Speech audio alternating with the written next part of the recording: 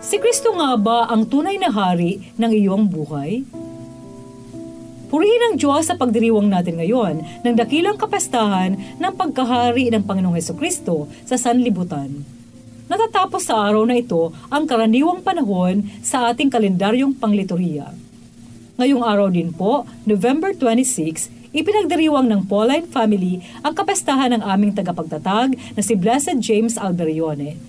Samahan niyo kami sa pagpupuri at pasasalamat sa Diyos sa aming founder na si Blessed James Alberione at sa natatanging karismang ipinagkaloob ng Diyos sa kanya na gamitin ang makabagong instrumento ng komunikasyon sa pagpapalaganap ng mabuting balita ng Panginoon. Ito po ang iyong lingkod, Sister Lines ng Daughters of St. Paul na nag-aanyayang buksan na natin ang puso at isip sa paggabay ng banal na Espiritu upang maunawaan ang mensahe ng mabuting balita.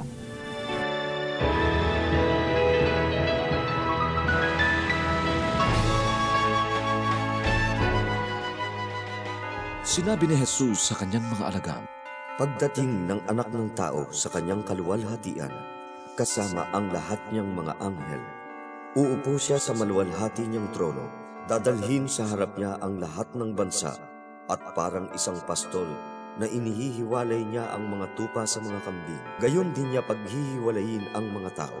Ilalagay niya ang mga tupa sa kanan niya at ang mga kambing sa kaliwa. Sasabihin ng hari sa mga nasa kanan niya, "Ali kayo, pinagpala ng aking ama. Manahin ninyo ang kahariang inihanda para sa inyo mula pa sa simula ng daigdig.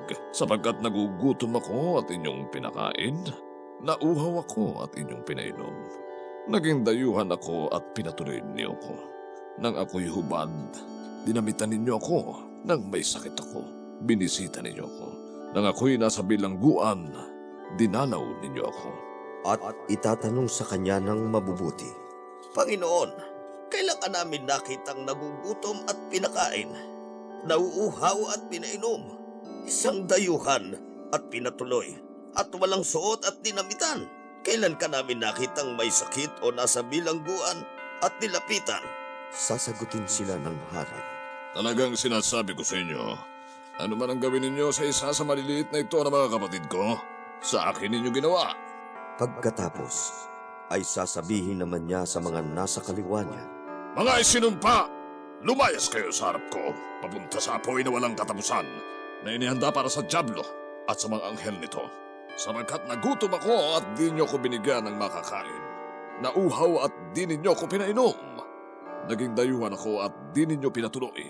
May sakit at nasa bilangguan at di nyo binisita." Kaya itatanong din nila, "Panginoon, kailan ka namin nakitang nagugutom, nauuhaw, dayuhan, hubad, may sakit o nakabilanggo, at di namin pinaglingkuran?" Sasagutin sila ng hari, "Talagang sinasabi ko sa inyo, ano man ang hindi ninyo ginawa sa isa sa maliliit na ito, hindi nyo ginawa sa akin."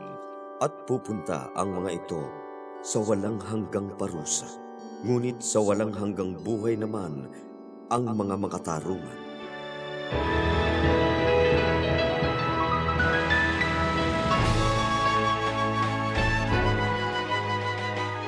Isang mensahe ng pagdiriwang ng paghahari ni Kristo sa sanlibutan ang pagsusuri ng ating mga sarili kung si Kristo nga ba talaga ang tunay na naghahari sa ating buhay, sa ating puso, sa isip at sa buong pagkatao. Kung hindi pa, inaanyayahan tayo ng pagdiriwang na ito na isuko natin sa Panginoon ang ating mga sarili at ang ating kahandaang pagharian niya at gamitin ayon sa kanyang layunin habang tayo'y nabubuhay. Amen. Mga kapanalig, support Pauline's online ministry. Subscribe, like, and follow us on Facebook, YouTube, Instagram, Twitter, TikTok, Spotify, Google, and Apple Podcast. Maraming salamat po. At sa lahat na nagme-message sa amin na humihingi ng panalangin para sa iba't ibang intensyon, asahan po ninyong kasama nyo kami sa pagdarasal na ipagkaloob ng Diyos ang inyong mga kahilingan. Ito po muli si Sister Lines ng Daughters of St. Paul na nagpapaalalang napakaikli ng buhay na sa Diyos hiram lamang. gamitin ang bawat sandali sa paggawa ng mabuti para sa kanyang kapurihan.